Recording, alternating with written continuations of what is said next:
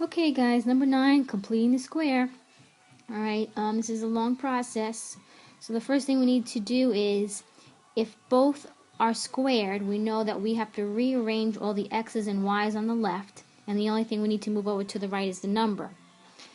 So the number that we're moving over is the 11. So I'm going to have it as 9x squared minus 18x plus 4y squared plus 16y to equal 11. Okay, now before you could start actually completing the square, we need to make sure that the x squared is of 1x squared and the y squared is a 1y squared. So I need to factor out the 9 from that. So if I factor out the 9, I'm left with x squared minus 2x. I factor out the 4, I'm left with y squared plus 4y, equaling 11. Okay, now I can start completing the square, and what's that process again? I need to take my b value, divide it in half, and square it. So I'm going to have negative 1 squared, which is 1. I'm going to add that onto the x, so that's going to be plus 1. And then I need to figure out the value for the y squared. So I'm going to take my 4, divide it in half, and square it.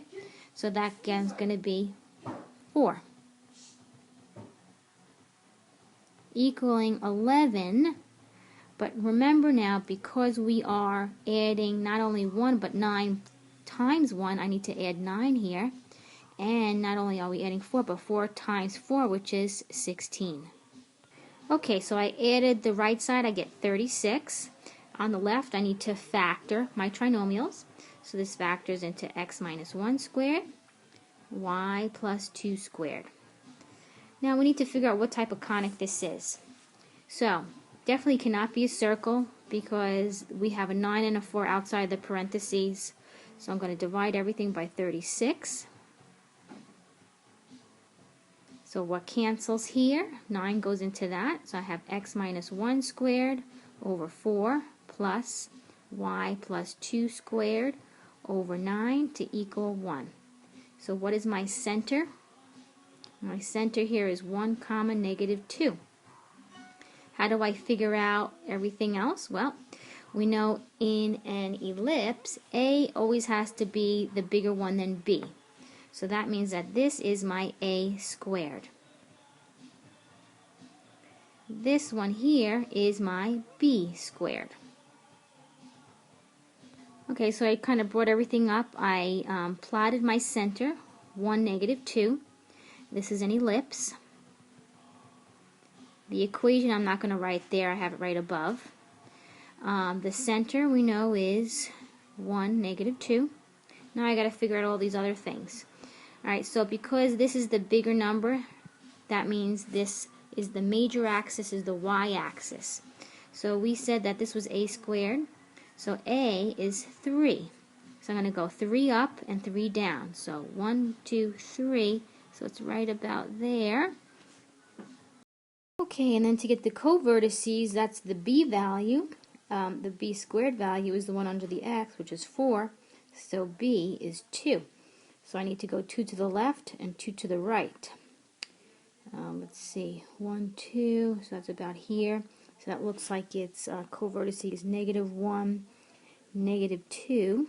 Then the other one, 2 to the right, about here, that looks like it's 3, negative 2. Then to get the foci, so now I could just kind of sketch it in. To get the foci, I need to do c squared equals a squared minus b squared. So I'm going to take my a squared, which is 9, my b squared, which is 4, and I get c squared to be 5. So I'm doing the square root of 5.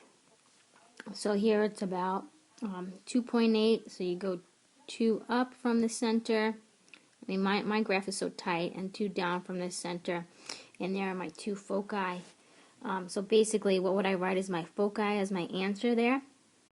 So the foci is going to be at 1, comma, negative 2 plus the square root of 5. and also 1 comma negative 2 minus root 5. So I'm taking what the actual center was, which was 1 negative 2, and all I'm doing is adding root 5 onto the negative 2 and negative root 5 onto the other part. And there's the answers for that whole thing.